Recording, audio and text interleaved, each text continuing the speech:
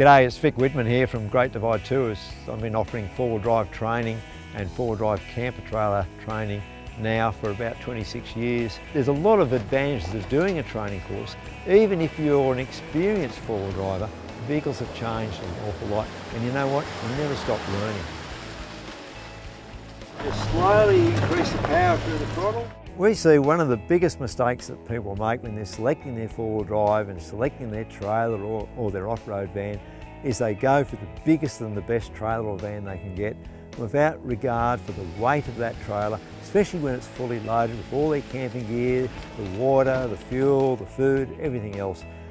Your vehicle, it weighs X amount, and your caravan or your trailer, it weighs Y amount. Now if you're starting to get very close to each other there, that's a combination for a recipe for disaster.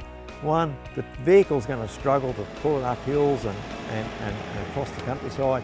Your fuel economy is going to go through the roof. The vehicle's going to be labouring all the time. And again, your braking distances are going to be pretty ordinary.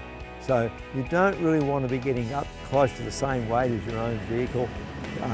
Looking at the power of the vehicle that it's got, the neutron meters it's putting out, the kilowatts and all that, think about the kind of weight you're going to pull. So, bear in mind the weight of the van or the trailer in relation to the vehicle and try not to have it equal.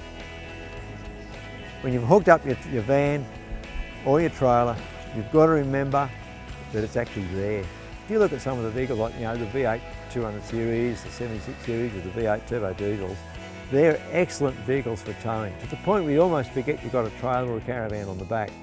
Right? So just remembering you've actually got it there. When you're overtaking, it's going to take you longer, even though you've got all that power, than it normally would. So remembering you've actually got the trailer there and driving accordingly to that. Going around corners, powering up hills, changing down to gear before you might do so normally, so you're not labouring the vehicle.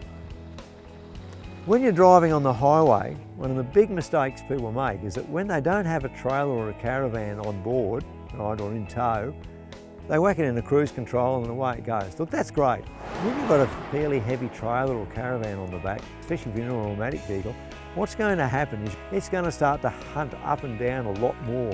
Now, if you're hunting up and down all the time, especially if you're going through undulating country, that can actually overheat your transmission. So I recommend driving it like a manual. So you select the gear, put it in sport mode, select fourth, third, fourth, fifth, whatever is required for the terrain you're in. That way you're not going to overheat the vehicle, the transmission can lock up on it, and you're going to get better economy, you're going to look after your automatic transmission, everything's going to be sweet. 95% of your four-wheel driving is done by knowing exactly where your wheels are on the ground. You've got to study more about the track you're driving on, you've got to think about your wheel placement, and if you're towing a camper trailer, you've got to think the difference that's going to make to the towing ability of the vehicle up a steep hill. It's going to take more power to get up the hill.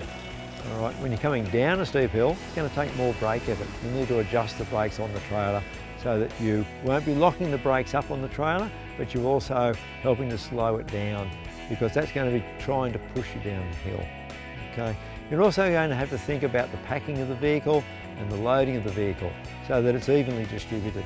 You want to think about how you're going to reverse park it and make sure that you're not turning a corner too sharp and taking out a telegraph pole or a tree when you're in an off-road situation. They're the kind of things that you'll learn at a four-wheel drive training course, and that might be why you might decide to attend one. And bring your partner along so they'll learn it all too, so that they're comfortable with what you're doing.